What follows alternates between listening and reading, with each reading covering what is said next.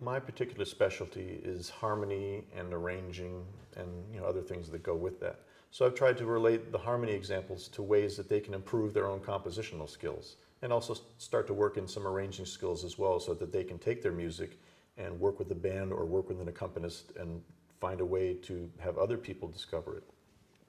And when I'm feeling that my love, I can hide. They take the last couple of measures of the bridge and use that as their introduction. So when the bridge comes around, you've heard it already. It's locked into your head. A lot of Beatle tunes do that. Strawberry Fields Forever does the same thing. It starts off with the bridge as your introduction. One of the things I've tried to do is to show them variations that are possible with the typical chord progression. I mean, we've been talking about diatonic harmony, basically 1, 4, and 5.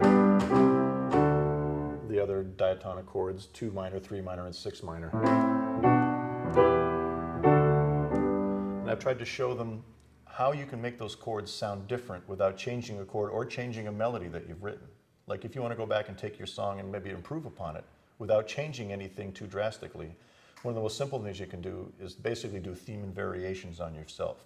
So in other words, instead of doing everything in root position, I talked to them about using inversions to come up with a bass line that's linear. So instead of doing this,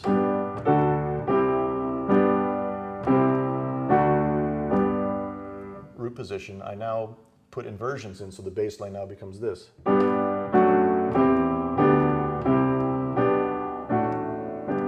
So they can add that bass line and keep the exact same melody they sang and don't change a single chord.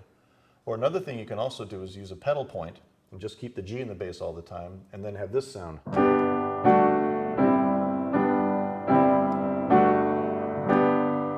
Same thing, don't change the melody, don't change the chords, just change up the bass.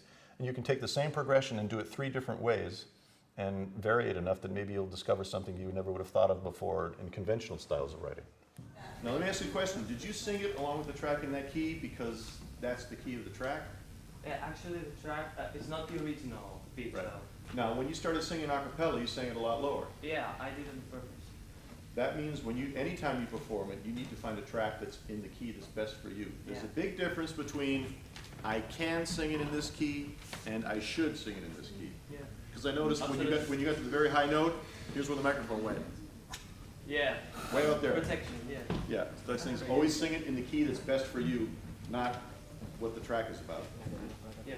It's been a good mix of people. There's been enough understanding with all of them that I've been able, I think, to get my point across. And if I had to slow myself down a little bit to, try to cover some different levels, well, that's part of the job. Though overall, they ask good questions. Their understanding of English, for the most part, is pretty good. It's worked well enough for them to be able to function in the situation. So overall, I've been pleased.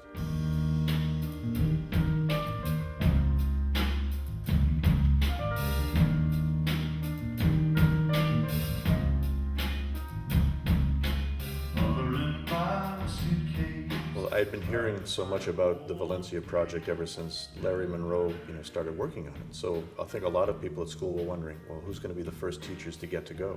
I was excited to be asked.